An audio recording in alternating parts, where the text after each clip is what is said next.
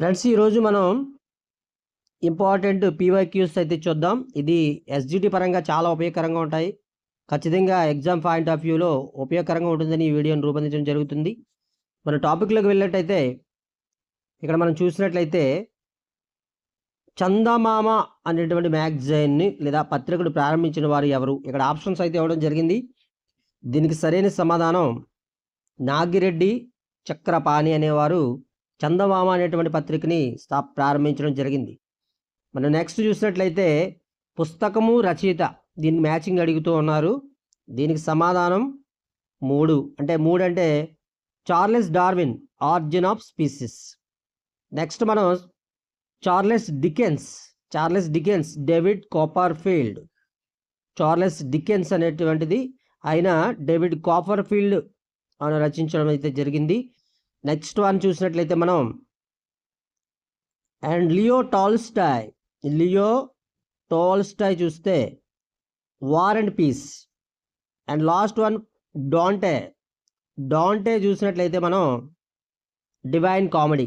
అంటే ఉన్నటువంటి ఈ యొక్క ఆప్షన్స్లో ఈ మ్యాచింగ్లో మనం సుమారుగా 4 బిట్స్ అయితే కవర్ అయ్యాయి. చార్లెస్ డార్విన్ అనేటువంటి రచయిత రచించిన పుస్తకం ఒరిజిన్ ఆఫ్ స్పీసీస్.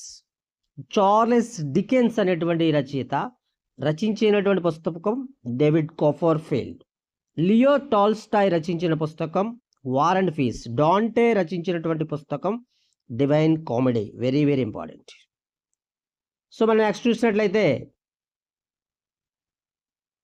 కరై పూజ ఈ గిరిజన తెగకు సంబంధించినది. కెరై పూజ అనేటువంటి దేనికి సంబంధించింది అడుగుతూ ఉన్నాడు. బోడో అనేటువంటి తెగకి సంబంధించిందిగా మనం చూడొచ్చు. నెక్స్ట్ మనం చూస్తే భారత రాజ్యాంగంలోని ప్రాథమిక విధులు అనే భావన ఏ దేశ రాజ్యాంగంని తీసుకోబడింది? అందరికీ తెలిసిన విషయమే, Russia.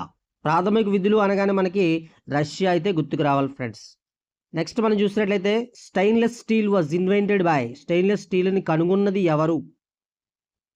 Harry Brearley is invented stainless steel.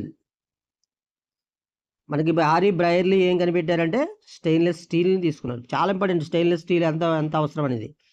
Next మనం చూస్తే జంక్ ఈమెయిల్ను ఇలా అని కూడా అంటారు.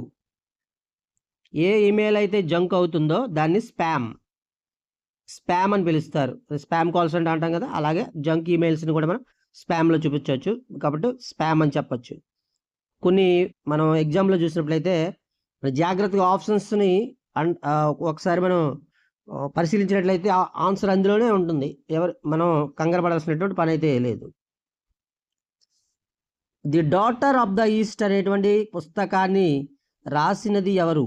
The daughter of the east. Right answer is Benazir Bhutto. The daughter of the east is written by Benazir Bhutto.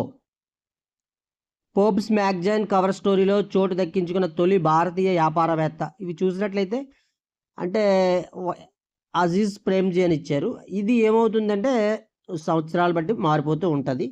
కాబట్టి ఎప్పుడైనా మనం కరెంట్ అఫైర్స్ని చాలా జాగ్రత్తగా చదవాలి. అప్డేటెడ్గా మనం అప్డేట్ అవుతూ ఉండాలి. అప్డేటెడ్గా మన మైండ్ని అప్డేట్ చేసుకుంటూ సబ్జెక్ట్ని కూడా అప్డేట్ చేసుకుంటూ ఉండాలి. అది ఎలా జరుగుతుందంటే మన ఇంట్రెస్ట్ ఫేస్ చేసినప్పుడు మాత్రం జరుగుతుంది. సో నెక్స్ట్ మనం చూసినట్లయితే గులియన్ బారీ సిండ్రోమ్ అనేది ఏంటి? Auto immune disorder. మనం ఇందులో చూస్తున్నాం, ఆప్షన్స్ ఇస్తున్నాం. ఈ ఆప్షన్స్ని మీరు పరిశీలించడానికి కొన్ని సెకండ్స్ టైం ఇస్తున్నాం. తర్వాత మనం ఆన్సర్ అయితే చెప్పడం జరుగుతుంది. కాబట్టి ఫ్రెండ్స్ గమనించండి. రష్యాలోని కలినిన్గ్రాడ్ ఎంటర్ షిప్ యార్డ్లో భారత రక్షణ మంత్రి చేత జల ప్రవేశం చేయించిన యుద్ధ నౌక ఐఎన్ఎస్ సుశీల్ F-20.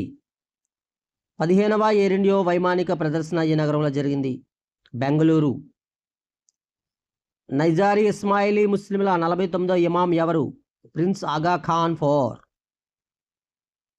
దేశంలోనే తొలి కృత్రిమ మేధతో పనిచేసే రోబోటిక్ గిడ్డంగిని ఏ పోర్ట్లో ఏర్పాటు చేయనున్నారు? బందర్. ఏఐతో పనిచేసే రోబోటిక్ గిడ్డంగిని ఏర్పాటు చేయబోతున్నారు, దట్ ఈస్ బందర్. ట్రోపాక్స్ 225 దేనికి సంబంధించినది? దట్ ఈస్ తీర భద్రత. ట్రోపెక్స్ అనగానే మనకి ఏం గుర్తు రావాలి? తీర భద్రత, కోస్ట్ గార్డ్ అనమాట. Aryna Sabalenka tennis, Charith Asalanka Sabalenka tennis సంబంధించిన వారైతే చరిత్ అసలంక దేనికి సంబంధించిన వారు అడిగారు. ఇదేంటంటే క్రికెట్. తెలిసిన వారు పెట్టేస్తారు, తెలియని వారు కన్ఫ్యూజ్ అవుతారు.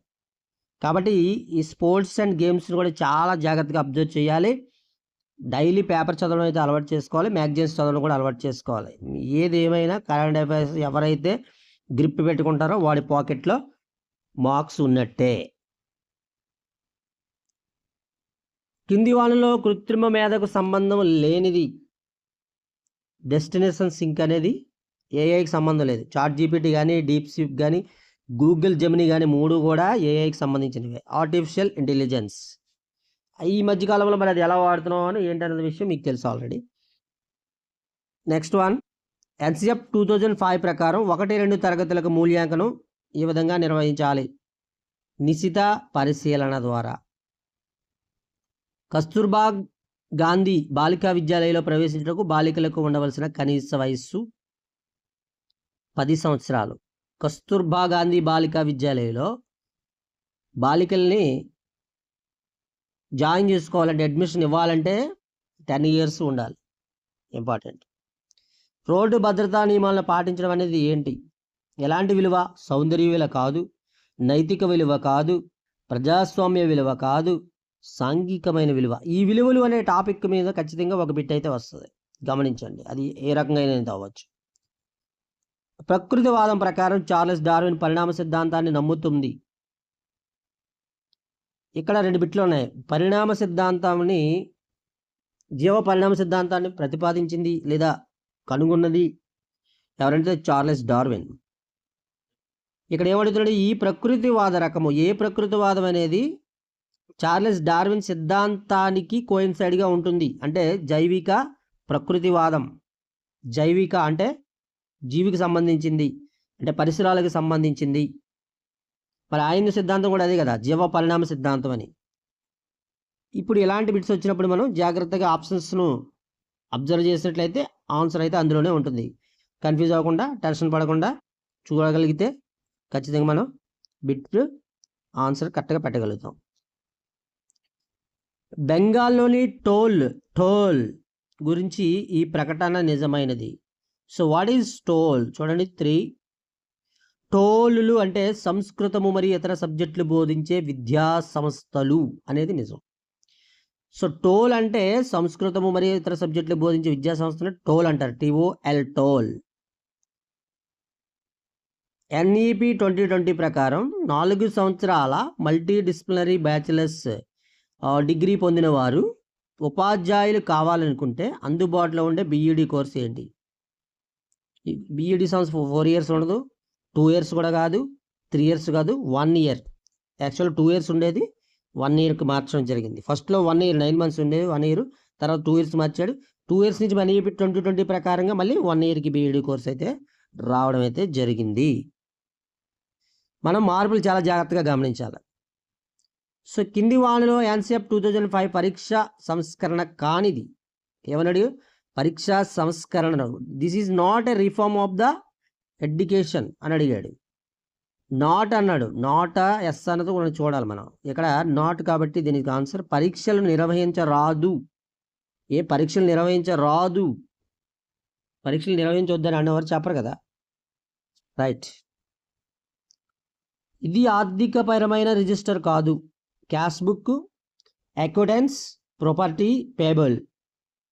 ఇక్కడ మనం గమనించినట్లయితే క్యాష్ బుక్ అనేది ఫైనాన్స్ సంబంధించింది, అకౌంటెన్స్ కూడా ఫైనాన్స్ సంబంధించింది, and the pay bill also belongs to finance register. But one is not belongs to financial register, that is property register. This property register is not supposed to and not belongs to the financial register. ఇలాంటివి కూడా అడుగుతూ ఉంటారు friends. మనం చూసినట్లయితే శిశువు మొదట మగవాళ్ళందరినీ నాన్న సంబోధించి తర్వాత పదాన్ని తన తండ్రికి మాత్రమే ఉపయోగించడం కింది వికాస నియమాన్ని అనుసరిస్తుంది. దీనికి ఆన్సర్ వికాసము సాధారణ దిశ నుంచి నిర్దిష్ట దిశగా సాగుతూ ఉంటుంది.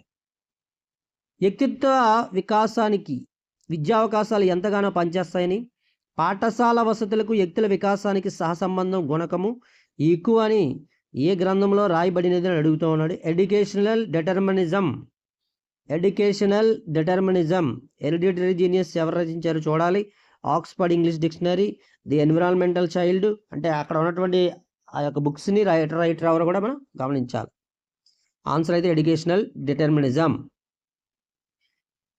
పూర్వ బాల్య దశ, ఈ దశలన్నీ చాలా చాలా ఇంపార్టెంట్ అండి. పూర్వ బాల్య దశ, ఉత్తర బాల్య దశ, యవన దశ, వృద్ధాప్యము, ఇవన్నీ కూడా ఈ స్టెప్స్ అని చాలా చాలా ఇంపార్టెంట్. దీనిలో ఖచ్చితంగా ఇంకొక బిట్ అయితే వచ్చే అవకాశం అయితే ఉంటుంది. పూర్వ బాల్య దశ అంటే ఏంటని అడుగుతున్నాడు. మనోవిజ్ఞాన శాస్త్రవేత్తల అభిప్రాయం ప్రకారం సృజనాత్మకమైన వయస్సునే పూర్వ బాల్య దశ అంటారు. ఎవరైతే పూర్వ బాల్య దశలో ఉన్నారో వాళ్ళకి the child should be have a creative age. The creative aspects, they have a some creative aspects. Next one చూడండి. సాంఘిక వికాసం గురించి సరైన ప్రకటన. The social development is related to is given the correct statement అడుగుతూ ఉన్నారు. దీనికి ఆన్సర్ గ్యారెట్ అనే శాస్త్రవేత్త ప్రకారం జైవిక వ్యక్తి మానవత్వం గల వ్యక్తిగా మారడాన్ని సాంఘిక వికాసం అంటారు. అంటే జీవ పరిణామ సిద్ధాంతం ప్రకారం జీవి యొక్క కణం నుంచి ఉద్భవించినటువంటి జీవి ఏదైతే ఉందో, మానవుడు ఏదైతే ఉన్నాడో వాడికి మానవత్వం గల ఒక కంపాషన్, ఒక కైండ్నెస్ ఉండేటువంటి వ్యక్తిగా మోడిఫై చెందడాన్ని according to the Garrett transformation of biological being into a human being. బయాలజికల్గా ఉన్నటువంటి బీయింగ్ హ్యూమన్ బీయింగ్గా మారడం. హ్యూమన్ బీయింగ్ అంటే కేవలం ఇటు కణం నుంచి కణ సిద్ధాంతం ప్రకారం మనిషి ఏర్పడడం అనేది కాదు, మానవత్వం కలిగిన వ్యక్తిగా ఉండడం. దానినే సాంఘిక వికాసం అంటారు. This is a social development, the social awareness according to the scientist of social development, that is carat. జీవము లేని వస్తువులకు జీవాన్ని ఆపాదించడాన్ని ఏమంటాము? సర్వాత్మకవాదము. ఈ వాదాలు కూడా చాలా ఇంపార్టెంట్. సెంట్రిజం అంటాం. ఈగోసెంట్రిజం అంటే ఏంటి? ఎనిమిజం అంటే ఏంటి? సూపర్ ఈగోసెంట్రిజం అంటే ఏంటి? ఈ వాదాలు చాలా చాలా ఇంపార్టెంట్. తెలుగులో కూడా పూపు వేదము, భౌవాదము, డింగ్ డాంగ్ వాదము, వాదాలు ప్రతి దాంట్లో కూడా వాదం అనేది ఉంటుంది. వాదము అంటే ఏంటి తెలుసుకోవడం, లోతు ఎంత ఉందో తెలుసుకోవడం. నెక్స్ట్ సర్వాత్మవాదం అంటే దీనికి సమాధానం అండి. నెక్స్ట్ మనం చూసినట్లయితే సరైన ప్రకటనను గుర్తించమన్నాడు. మన ఎగ్జామ్లో ఎప్పుడు కూడా ఇవి చక్కగా చదివి కిందనే మన ఆన్సర్ చేయాల్సి ఉంటుంది. సమయభావం గల డైరెక్ట్ మన ఆన్సర్ చెప్పడం జరుగుతుంది. ఎస్ ఆర్ రెండు కూడా అబద్ధం అని చెప్తూ ఉన్నారు. శ్రీనివాస్ రామానుజన్ గణితంలో మేధావి, కానీ ఆంగ్లం అయితే రాదు, కావున అతనిలో వ్యక్త్యంతర భేదాలు ఉన్నాయి అన్నాడు. ఇద్దరు అన్నదమ్ములు ఒకే కుటుంబానికి చెందినప్పటికీ అన్న బాగా చదవగలిగితే తమ్ముడు బాగా రాయగలడు, కావున వారిలో వ్యక్త్యంతర్గత భేదాలు ఉన్నాయి అన్నాడు. మనం ఇక్కడ చేయాల్సింది ఏంటంటే వ్యక్త్యంతర భేదాలు అంటే ఏంటి, వ్యక్తి అంతర్గత భేదాలు ఏంటంటే individual difference, inter individual difference. గమనించాలి, inter individual difference and intra individual difference. Inter అంటే రెండు వ్యక్తుల మధ్య ఉంటుంది, ఇంట్రా అంటే ఒకే వ్యక్తిలో. సో గమనించండి, దీన్ని బట్టి మీకు ఆన్సర్ అర్థమై ఉంటుంది. ఎప్పుడైనా ఇంటర్ మీన్స్ రెండు సమూహాల మధ్య అని అర్థం. ఇంట్రా అంటే ఒకే సమూహం మధ్య డిఫరెన్స్. వలాస్ ప్రకారం సరైన ప్రకటనను గుర్తించండి. వలాస్ సరైన సమాధానం హెచ్ఎస్ రెండు కూడా రైట్ అంటున్నారు. హెచ్ ఏం చెప్తున్నారు, ఎస్ ఏం చెప్తున్నారు చూస్తే అంతర్దృష్టి దశలో సృజనాత్మకత ఒక్కసారిగా స్ఫురిస్తుంది.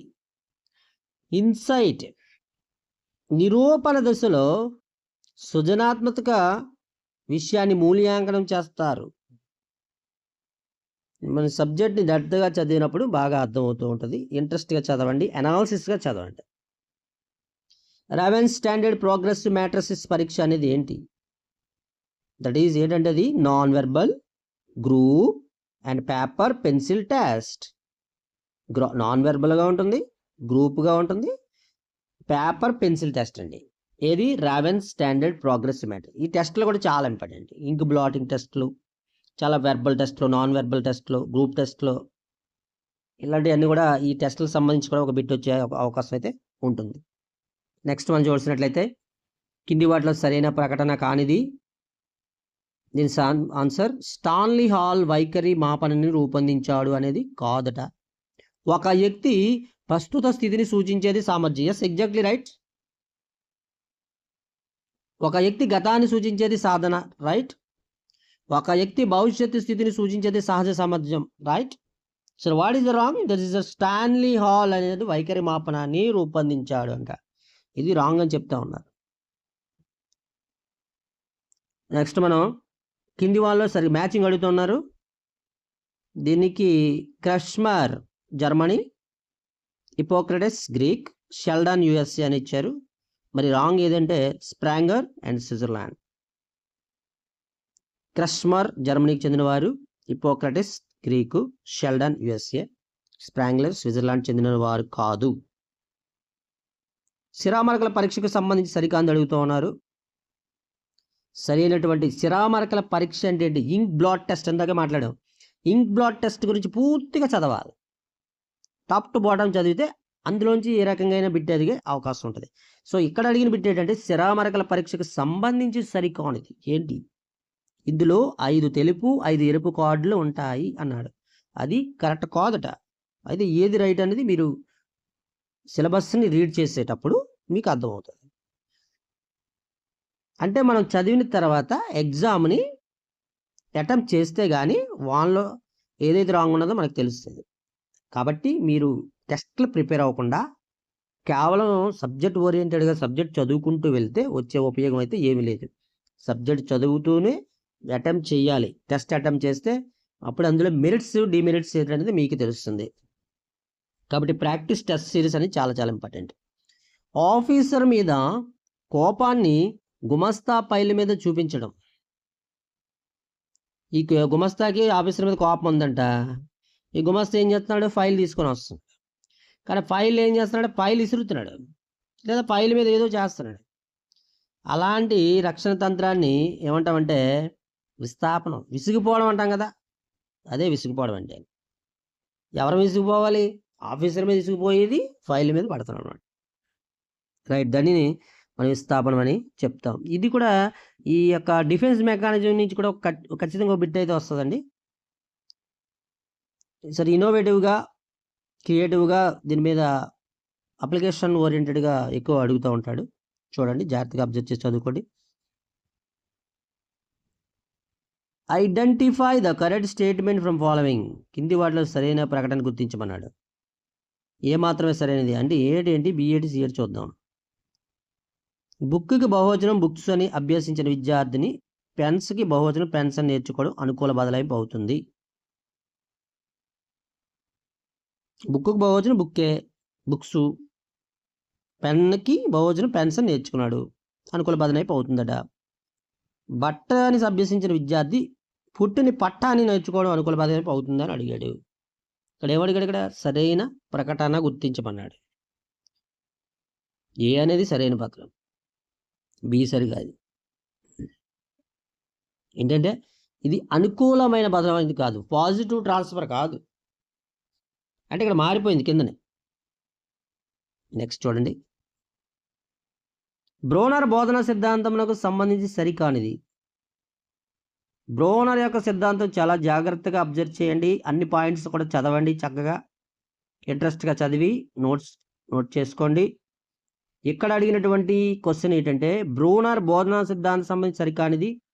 బోధనా పద్ధతి కంటే బోధనా సామాగ్రికి ఎక్కువ ప్రాధాన్యం ఇవ్వాలి అని అడిగి చెప్తున్నారు. దిస్ ఈజ్ రాంగ్ అని చెప్తున్నారు. రైట్. ఇక్కడ కూడా సరికాని ప్రకటన, సరైనవి సరికానివి గుర్తుపెట్టుకోండి. ఎగ్జామ్లో సరైనవి అడిగాడా, సరికానిది అడిగాడా, కంగారు పడకుండా సరికానిది అడిగాడా, సరైనది అడిగాడా, నిజమని అడిగాడా, అబద్ధమని అడిగాడా చూసుకోవాలి. దీనికి ఆన్సర్ నిబంధిత ప్రతిస్పందనను నిబంధిత ఉద్దీపనగా ఉపయోగించడాన్ని ఉన్నత క్రమ నిబంధన అంటారు. ఇది సరికానిది అట. ఈ నిబంధన అనేటువంటి కండిషనల్ థియరీ అనేది చాలా జాగ్రత్తగా అబ్జర్వ్ చేసి చాలా జాగ్రత్తగా చదువుకోవాలి. అన్ని పాయింట్లు కూడా చక్కగా చదవాలి. అప్పుడే మీరు ఏ బిట్ ఇచ్చినా చక్కగా చేయగలుగుతారు. మరి చదివిన తర్వాత ఖచ్చితంగా ప్రాక్టీస్ టెస్ట్ అయితే చేయాలి. అది ఆన్లైన్ అవ్వచ్చు, ఆఫ్లైన్ అవ్వచ్చు. కిర్క్ ప్రకారం అభ్యసన వైకల్యాన్ని గుర్తించే పద్ధతులు: వైద్య పరీక్షలు. తిక్కనకు సంబంధించి కింది వానిలో సరికానిది.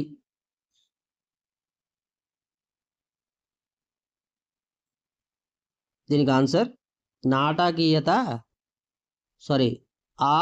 ఆ ఈ 3 కూడా సరైనవి కాదు. ఒకటి, రెండవ లాస్ట్ది అంటే మూడోది కరెక్ట్. మహాభారతంలో అరణ్యపురం నుంచి మహాప్రస్థానికి పరమ వరకు రచించిన వాడు తిక్కన. మనుమసిద్ధ ఆస్థానంలో మంత్రిగా ఉన్నాడట, తిక్కన కాదట. నాటకీయత కూడా కవిత లక్షణం కూడా కాదు. నెక్స్ట్ జలది. జలది అనే పర్యాయ పదం. జలది అంటే సముద్రం అండి. రత్నాకరం అన్న సముద్రమే, సాగరం అన్న సముద్రమే. పర్యాయ పదాలు అడిగాడా, నానార్థాలు అడిగాడా గుర్తుపెట్టుకోవాలి మనం. ఇంగ్లీష్లో అడిగేటప్పుడు సినానిమ్స్ అంటాం పర్యాయ పదాలు. యాంటానిమ్సా అని అడుగుతాడు. సినానిమ్సా యాంటానిమ్సా గుర్తుపెట్టుకోవాలి ఇంగ్లీష్లో. కురు, చిరు, కడు, నడు, నిడు శబ్దముల రా డా లాకు అచ్చు పరమగినప్పుడు ఏమొస్తుంది అని అడిగాడు. ద్విరుక్త టకారము ఆదేశంగా వస్తుంది. అంటే ఇది ద్విరుక్త టకార సంధి అని అర్థం. కురు కానీ, చిరు కానీ, కడు, నడు, నిడు అనే శబ్దాలు వస్తే అది రా డాలకు అచ్చు పరమైపోతుంది. కాబట్టి ద్విరుక్త టకారం అనేది ఆదేశం. అంటే ఆదేశం అంటే వచ్చేదని. కాబట్టి ఇది ఏ సంధి అవుతుంది? ద్విరుక్త టకార సంధి. సంధులు చాలా చాలా ఇంపార్టెంట్. ద్విరుక్త టకార సంధులు, టొగాగమ సంధులు, లోలనల సంధులు, నొగాగమ సంధులు, గసల దవాదేశ సంధులు, సవర్ణ దీర్ఘ సంధులు, చాలా సంధులు ఉంటాయి. సమప్రాధాన్యం గల 2 కానీ అంతకంటే ఎక్కువ వాక్యాలు కలిసి ఏకవాక్యంగా ఏర్పడ్డాన్ని ఏమంటామంటే సంయుక్త వాక్యం. చాలా చాలా ఇంపార్టెంట్. సామాన్యమైన వాక్యం ఏంటి, సంశ్లిష్ట వాక్యం ఏంటి, సందేహార్థం అంటే ఏంటి, సంయుక్తం. ఈ వాక్యాలకు సంబంధించి ఖచ్చితంగా ఒక బిట్ అయితే వచ్చే అవకాశం అయితే ఉంది. ఇక్కడ ఆన్సర్ ఏంటంటే సంయుక్త వాక్యం. నేను అనేది ఏంటి అని అడుగుతున్నాడు ఇక్కడ. నేను అనేది ఏంటంటే ఉత్తమ పురుష. నేననేది ఉత్తమ పురుషే, కానీ ఏంటది నామవాచకము కాదు, సర్వనామము. నేను అనేది ఏంటని అడిగాడు ఇక్కడ. మధ్యమా, ప్రథమమా, ద్వితీయమా అని అడిగాడు. ప్రథమ పురుష కాదు, మధ్యము కాదు, ద్వితీయము కాదు, కానీ ఉత్తమ పురుష. కానీ అందులో సర్వనామము. గుర్తుపెట్టుకోండి. మదనము అనే పదానికి నానార్థాలు. ఉమ్మెత్త, వసంత ఋతువు. మదనం అంటే ఉమ్మెత్త, వసంత ఋతువు. గంగ తల్లి గంగమ్మ ఘోరం చేసేస్తావా, చెయ్యొద్దుగాక చెయ్యొద్దు అనే మాటలు ఎవరన్నారు? యథా పాఠంలో పోలం అన్నది. చూసారా, పాఠంలో కూడా వాక్యాలు ఇచ్చేస్తున్నారు ఎగ్జామ్లో. పాఠంలో కూడా వాక్యాలు చదవాలి, అండర్లైన్ చేసుకోవాలి, ఫ్రెండ్స్తో డిస్కస్ చేసుకోవాలి, ప్రాక్టీస్ చెయ్యాలి. అప్పుడు మాత్రమే ఈ ప్రాక్టీస్ ప్రపంచాన్ని, అంటే ఈ యొక్క పోటీ ప్రపంచాన్ని మనం తట్టుకోగలుగుతాం, ఎదుగలుగుతాం, పోరాడగలుగుతాం.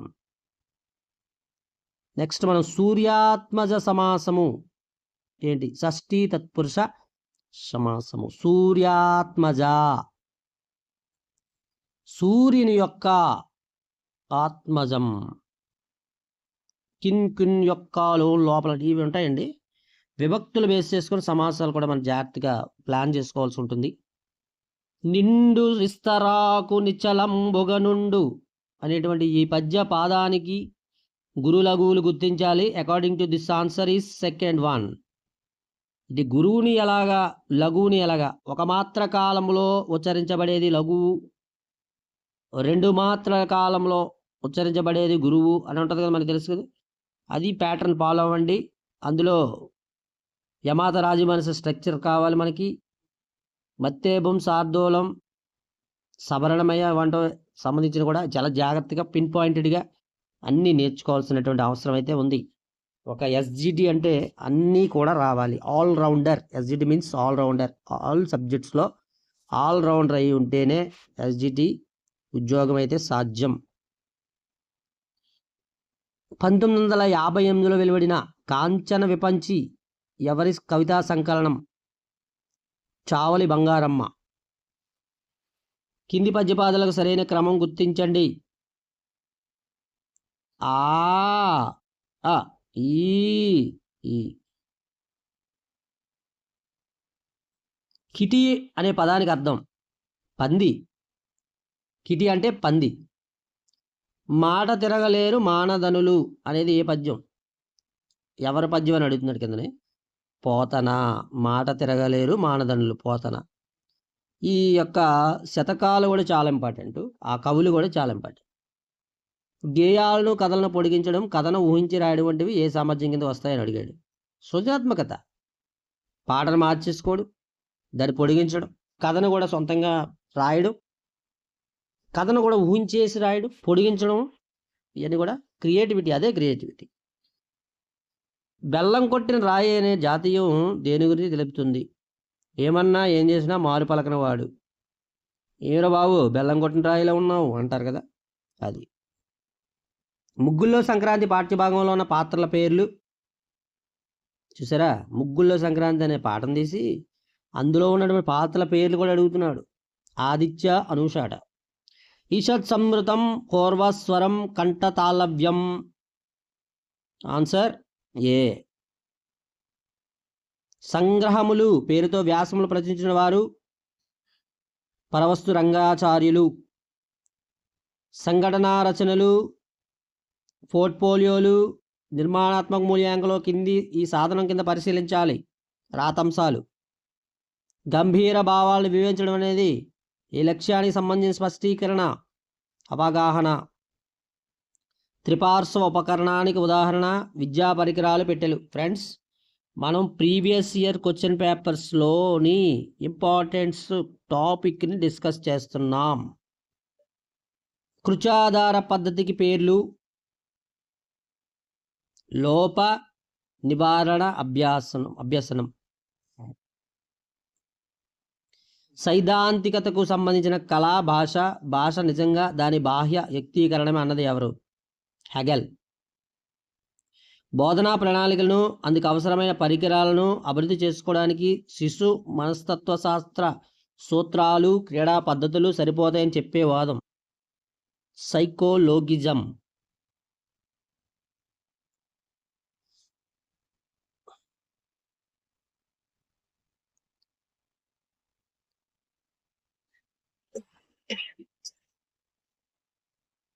ఫ్రెండ్స్, వీడియో నచ్చితే లైక్ చేయండి, షేర్ చేయండి, సబ్స్క్రైబ్ చేయడం మర్చిపోద్దు. Friends and family members share చేయని హృదయపూర్వకంగా విజ్ఞప్తి చేస్తున్నాం. ఇలాంటి మంచి కంటెంట్ ఉన్న వీడియోస్ మన ఛానల్లో చాలా ఉన్నాయి. మరొక మంచి కంటెంట్తో మరొక వీడియోతో మనం కలుద్దాం. ముఖ్యంగా చెప్పాలంటే దీని యొక్క కంటిన్యూషన్ అనేది నెక్స్ట్ వీడియోలో మేము చేయడానికి ప్రయత్నం చేస్తాం. కావాల్సిన వారు కామెంట్ సెక్షన్లో కామెంట్ చేయండి. మీరు కామెంట్ చేసినట్లయితే తప్పనిసరిగా మేము మరొక వీడియో అనేది రూపొందించడం జరుగుతుంది. Thank you very much.